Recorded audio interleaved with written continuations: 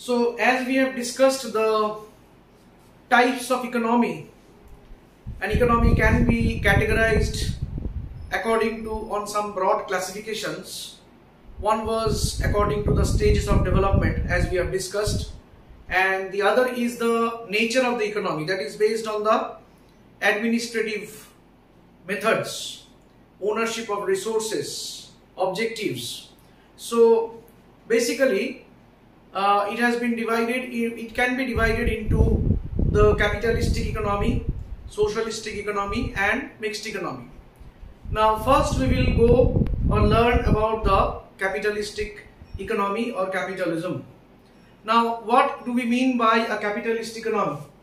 An economy where the productive resources, that means the raw materials, employment of labor resources, all other resources that are there in the economy, that are the productive resources. Productive resources are mainly owned by private individuals. Okay, it's not owned by the state or the government. State means government. Whenever we say state, we refer government. So it is not owned by the state or the government, it is owned by the private individuals. Resources are owned by private individuals who use these resources to earn profits. They produce for the use of production, they use them in the production process and earn profits with minimum government intervention. In the capitalism, in a capitalistic economy, there is minimum government intervention, like there may be government controlling law and order, government controlling the defense system of the nation. Other than that, for the production of goods and services being provided in the economy, it's mainly the private sector operating and government has minimum intervention there. And existence of free market mechanisms. And free market mechanism, that means the laws of demand from the consumers and law of supply from the producers end, and there is a market system where market decides, the forces of demand and supply in the market decide the price tags. Okay, so this is basically what capitalistic economy is. Okay, now after we learn the definition, we come into the features. We need to know the features, the captions and the explanations. For the explanations, listen very carefully how it is being explained. You need to write the basic idea of that particular caption, of that particular point. Okay, so the features of a capitalistic economy. Private property, number one, the resources, as we mentioned in the definition only, the resources are mainly owned. The resources are mainly owned. It may be mines, it may be ores, it may be productive resources like raw materials. Okay, all these are owned by private individuals. So that's what private property, capitalistic economy, the entire resources is owned by the private individuals, private property. Right to inheritance. Now this comes from here only.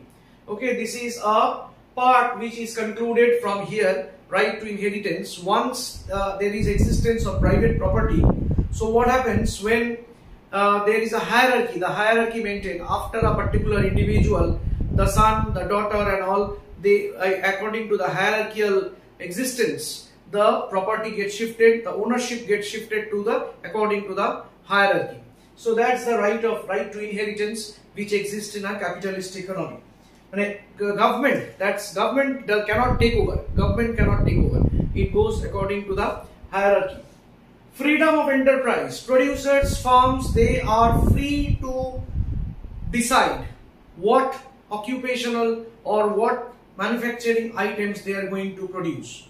Okay, until and unless it is something hazardous or derogatory for the country, they are free to produce the product of their choice. The enterprise, the farm or the producers are free to decide and produce and use the productive resources. Freedom of choice for consumers. Consumers are free to decide, free to choose what to produce, in what quantities, how and okay. So what the consumers also have the freedom to produce. Producers have the freedom to decide what to produce, what will be the price, how to produce, which technology to be implemented and all. So these are the freedom from the consumers, from the producer's end, and from the consumer's end there is a freedom of choice. The consumer can choose the item. Price mechanism, now as we mentioned, also known as free market mechanism. The forces of demand, the demand coming from the consumer's end, and the forces of supply coming from the producer's end, they interact in the market, and the market is free. We call invisible hand.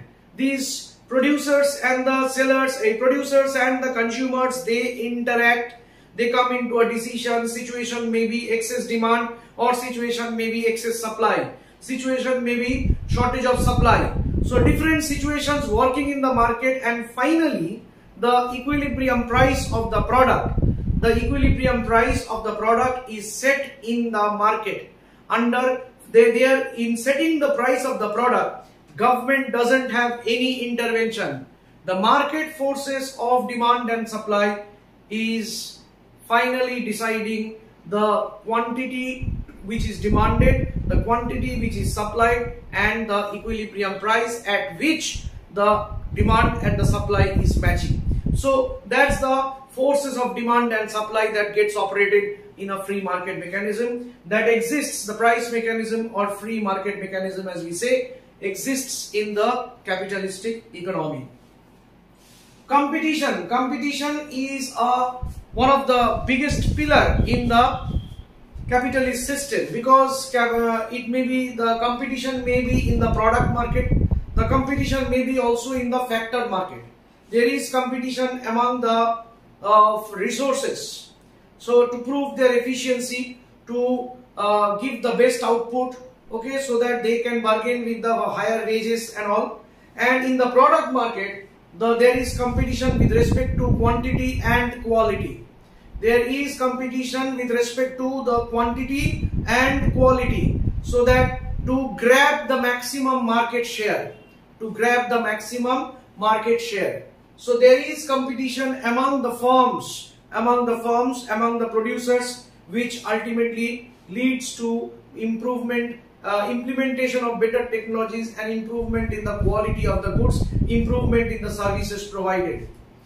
Profit motive. Now every entrepreneur, as we mentioned, their main objective is to maximize profit.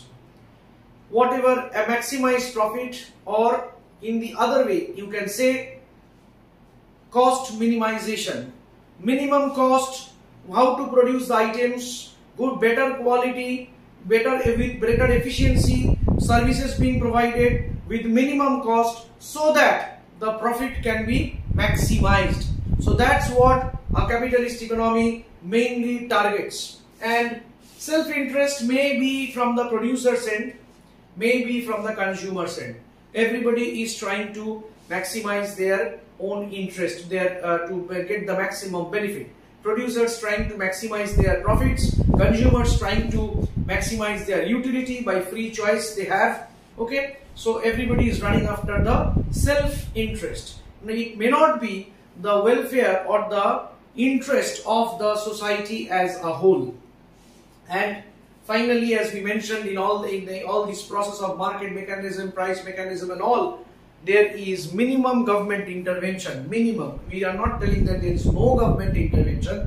Minimum government intervention, where in such an economy we call laissez-faire economy. Laissez-faire economy, it's a term which is used for an economy where government does not interfere at all. Market forces, free market forces are market operations, demand and supply.